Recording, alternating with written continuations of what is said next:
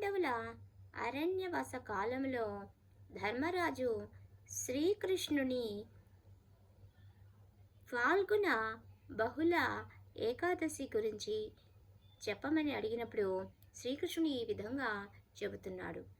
పూర్వము మాంధాత చక్రవర్తికి లోమస మహర్షి ఈ కథను, ఈ పాల్గొన బహుళ ఏకాదశి కథను, అనగా విజయ ఏకాదశి అని కూడా అంటారు, దీన్నే పాప విమోచన ఏకాదశి అని కూడా అంటారు అని చెప్పేసి ఈ కథని ఈ విధంగా చెబుతున్నాడు.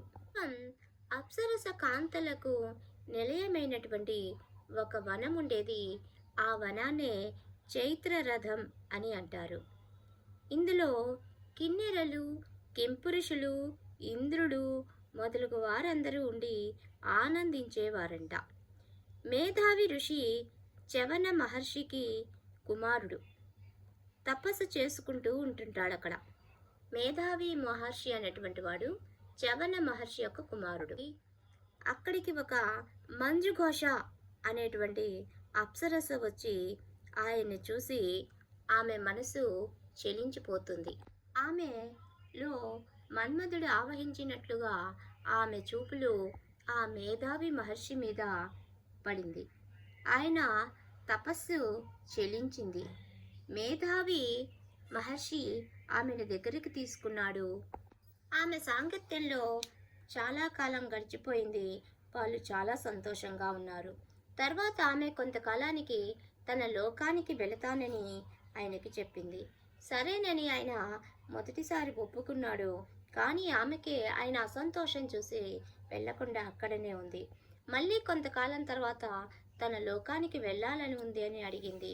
అప్పుడు మేధావి మహర్షి అనుకున్నాడు, ఇది శాశ్వతం కాదని, ఆయన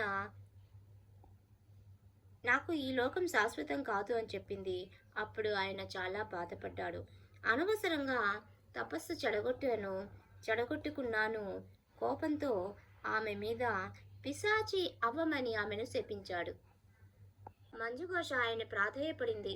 నన్ను ఈ విధంగా శపించడం సరైన పద్ధతియేనా? నాకేదైనా శాప విమోచనం చెప్పమని అడిగింది. ఆమె అతనితో పరిహారం చెప్పమని అడిగింది. అప్పుడు ఆయన ఫాల్గుణ బహుళ ఏకాదశి ఆచరించమని చెప్పాడు. అనగా తిరుగు ప్రయాణం అయ్యాడు. అలా ఆచరించమని చెప్పేసి తన దారిన తాను మేధావి మహర్షి వెళ్ళిపోయాడు. తండ్రిని కలిశాడు. తండ్రి ఆయన్ను ఓదారుస్తూ పాప విమోచన ఏకాదశి ఆచరించమని చెప్పాడు.